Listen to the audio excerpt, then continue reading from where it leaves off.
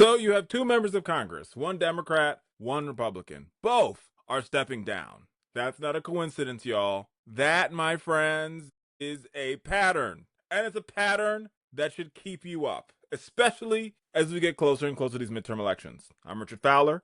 You already know what time it is. Let's get to this story. This is breaking very fast. So Eric Swalwell, congressman from California, was a top contender to be governor for California. He today has decided that he is resigning. He's stepping down from Congress and he's dropping out of the governor's race. The reason being, there has been multiple allegations of sexual misconduct against Eric Swalwell from former staffers and current staffers.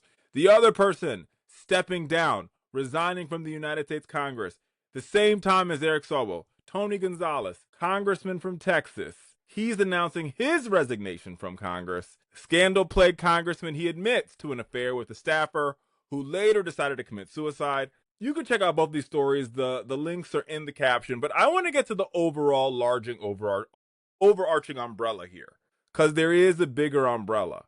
You have two different parties. You have two connected but very different reasons, but you have the same outcome. You have two members of Congress walking out the door. These two members of Congress join about 50 or 60 other members of Congress who are not seeking re-election, right? Congress has elevated this elevated level of retirement. People are out of here.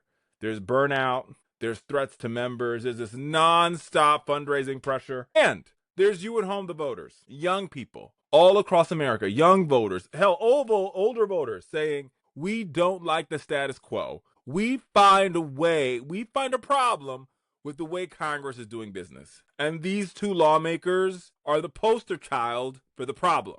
In the case of Representative Tony Gonzalez, he's sleeping with his staffer per the reporting. And he gets a store to get away with it. The reason why he's getting away with it is because Republicans want to keep their slim majority. So they're like, we're going to hold him accountable, but not quite. In the case of Eric Swalwell, Democrats, they've tried to be the party of accountability, but, he was the top of the governor's race. He had raised millions of dollars. Democrats from Nancy Pelosi at the top all the way to Chuck Schumer. Everybody's saying, well, we didn't know about this. We didn't know this was happening. This is new to us. And now that we know, he's got to go. But it really speaks to the fact that Congress, there's only 16%, according to Gallup, of Americans who think Congress is popular. Most folks do not like the United States House of Representatives. Yeah, they like their congressmen, but they hate the Congress. They feel like the Congress is ineffective. They feel like Congress has given away all of its power, right? And let's be real. They have. And they've given a lot of their power away to the White House, but let's also be very real.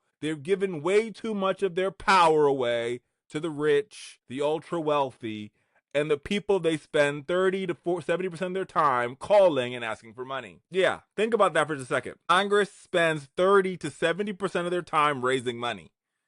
And they have a 15 to 20% approval rating with everyday Americans. Those two numbers, that's not correlation, that's causation. If you're spending all your time raising money, and you're not spending any of your time fixing the problems, harming the American people, that's why you're in the situation that you're in. You couple that with the polarization that we have, the misinformation, the fact that we all get information on these thingies, and here's what you have. You have gridlock. You have people who have real problems like housing and grocery bills and unemployment, fixing public education. You have a Congress that does a lot of talking and not a lot of acting. And this affects everything from your rent to your taxes to the fact that the healthcare costs are too high. People aren't just leaving Congress. They're leaving because they don't think it works. And for the ones that are leaving because they're being forced out like these two, they're poster childs for the fact that it doesn't work.